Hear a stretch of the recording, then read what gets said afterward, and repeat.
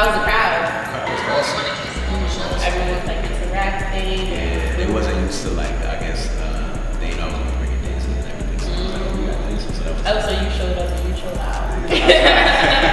So, I've known you for a while. I've not known you personally, but I've heard you for a long time now. We're finally, interacting with each other. Yeah. But your type of music is really different. So you want to describe what type of music you're into?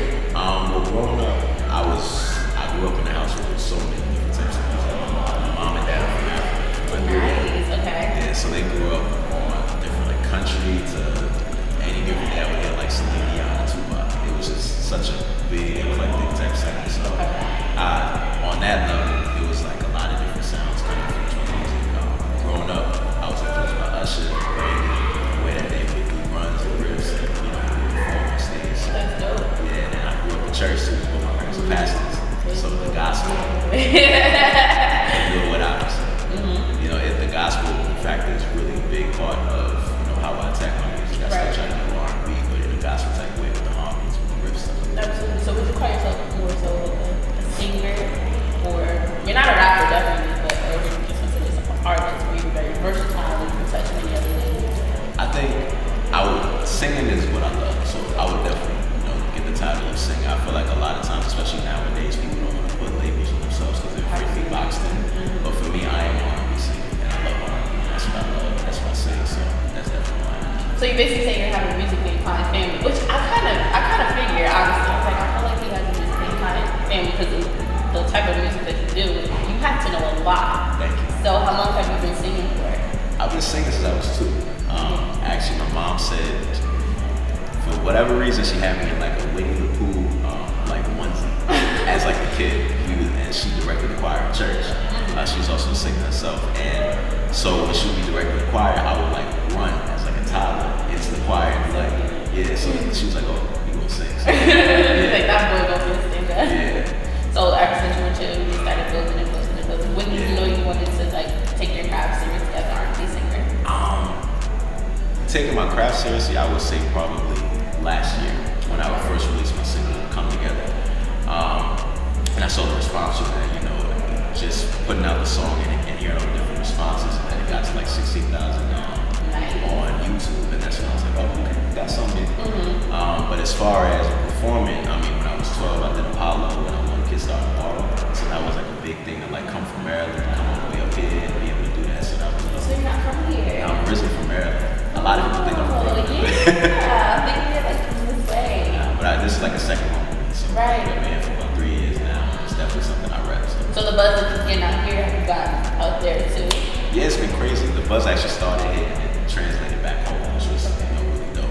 So that's where most of your family is back here? Yeah, most of my family's in Maryland, so spread out through the country. Nice. So that's when you have a big fan base. I'm pretty sure you got a good team behind you. Like, how is it building a team based out here when you're not from here? It actually was kind of a beautiful experience because it's one of them things I really let God just lead everything. So I said, God, whoever you want around me, you do that, and whoever you don't, you show me where they are, and that's it.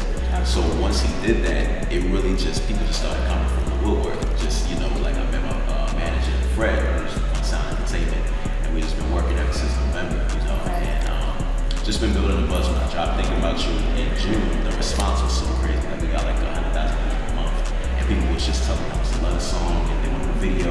I never done a video before, so I was like, okay. It was new to you. Yeah. So how was that? That was a dream come true, honestly. I really enjoy every moment of all of this. Like, to even be here with you, to even be here, all of these things is great moments to me. But doing the video was so awesome because I got to direct it myself in the sense of like, this is how I want this to be done.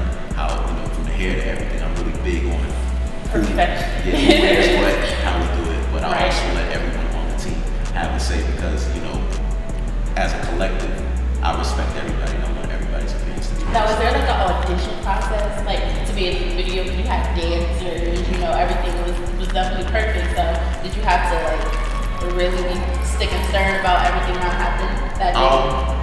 I had not really, honestly. Okay. Like when it came to the dances, I saw a lot of them in different places, and I just said, okay, I want you for this and that.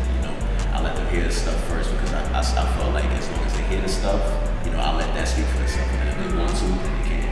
And everyone was really receptive, you know. But as far as like auditions, nah, it was really just, everything was organic. Like, you know, people would say, I want to work with you because I heard this and I did that, you know, so it was nothing but love. Absolutely. I see you were on like some big stages. You recently did, was it SOB? Yeah, SOB. How was that? That was awesome. I remember another story. I got a lot of stories. That was okay. Yeah, so when I went to CT Taylor at SOB last year, and I was just sitting watching it, and it was dope. It was my first time at SOBs. I always heard about like Rihanna did, a lot of people did SOBs. So I was like, you know what, I want to be on that stage. And come to find out, it was less than a year. You know, I was able to be on that stage, and the show was sold out, and the crowd was singing the records, and it was just such a beautiful night. Like my best friend, she woke up and she was like crying. She was like, "You did so good." And it was just, my parents was there, and to see them, you know, really like be so excited, because you know, with African parents, it's like if you're not a doctor or a lawyer or a teacher, you know. But like for them to be so like, "Oh, this is my son," like it was like, wow, that's awesome. So did you meet anybody there? Any important figures, or did you even network with other artists out there? Definitely. I mean, to me, obviously I did the networking and on the business side, but it's really about supporting everybody. Like I stayed to the whole show, not to like pat myself on the back or anything, but it was like I understood what it felt like for me to be on that stage, and I wanted to make sure that I gave that same support to everybody else, because you never know the behind the scenes, what it took to get somebody up there. Everybody has a story, everybody has a testimony, so it was really big for me to like see other people share that stage with me and stuff. Yeah, bless you for doing that too. So what are your musical influences? Musical influences, definitely Usher. I grew up, especially at that time, the Confessions was out, like watching him just like going up stages and just killing. Like I was big on watching like TRL. That was like a TRL 106 in Park. Yeah, so Take it way back. yeah. So seeing Usher do that was incredible, because it was just like the dude was just musically inclined. He was from the South, so I had that like Southern, you know, connection to that, and then like he would just be singing and like dancing and doing it at the same time, really putting out, you know, that quality. And then watching Brandy growing up, you know, just seeing Moesha and then seeing Moesha, you know, I got a little accent, so I had to go LA. But just seeing her on TV, and then, you know, the dolls and the Cinderella and then the singing, it was just the whole 9 yards to be versatile.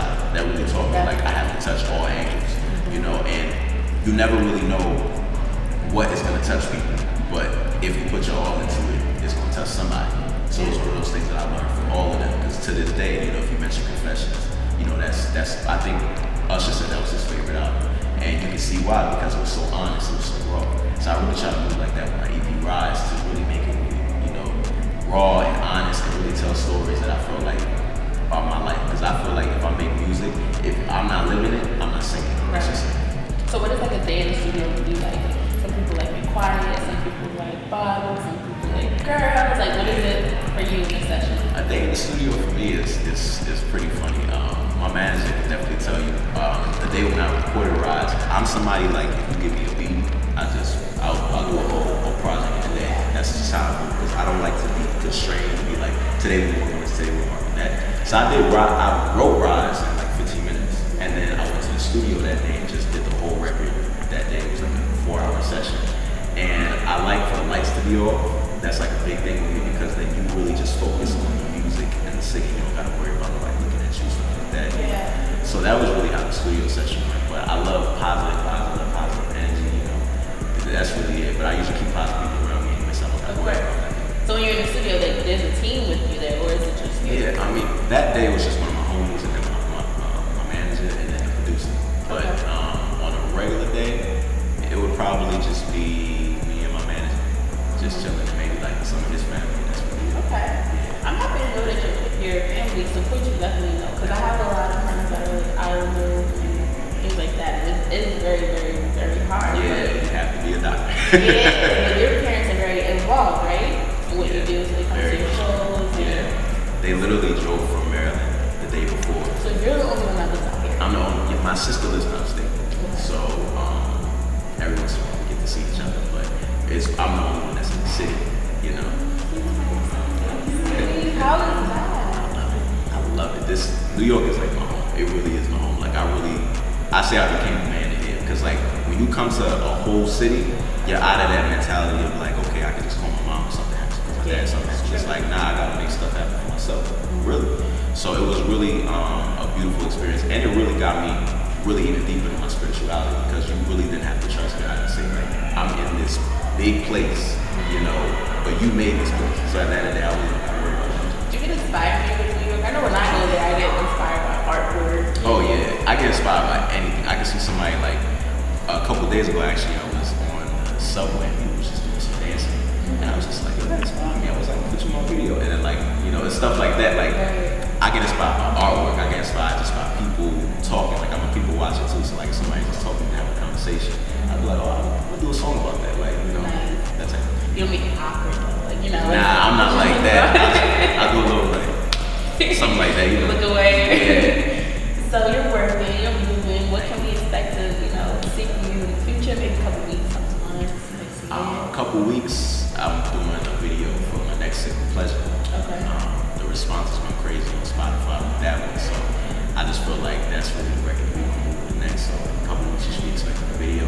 I'm in the studio right now, recording some new records, you know, for another project that's coming up very soon.